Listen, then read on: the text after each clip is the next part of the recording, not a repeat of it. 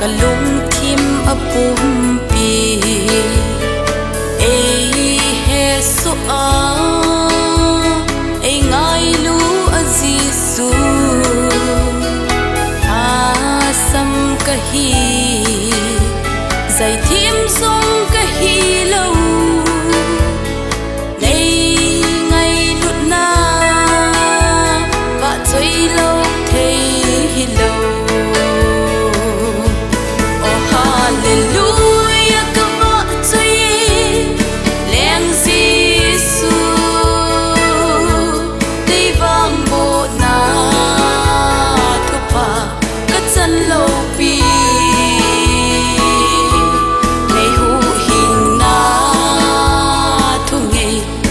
chim hi lâu na lâu pi na là ngày sa chim hỏi lâu lấy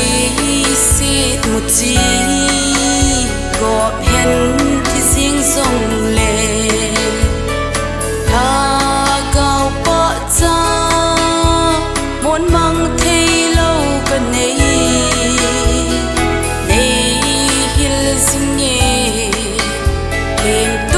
chim sam thu pa ei pui singe amen hallelujah. Oh hallelujah ka va chơi leng Giêsu đi vang bộ na thu pa ka chân lâu pi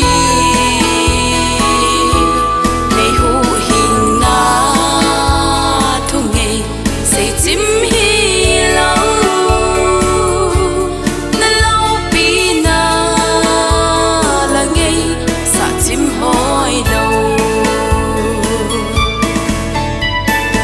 am lâu pi na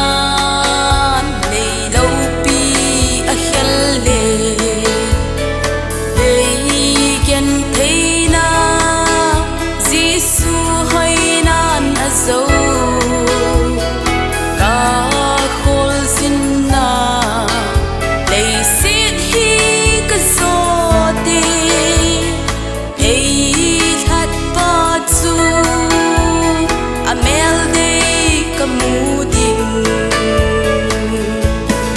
hallelujah ka va chơi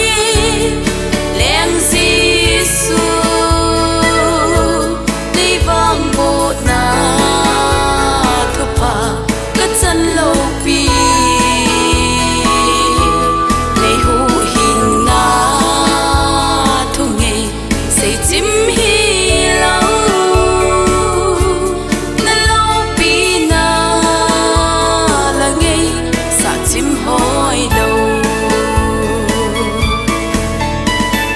ca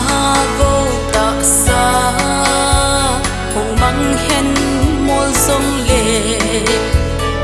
hui pi go pi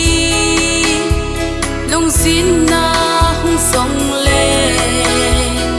Giêsu kan nei kan lung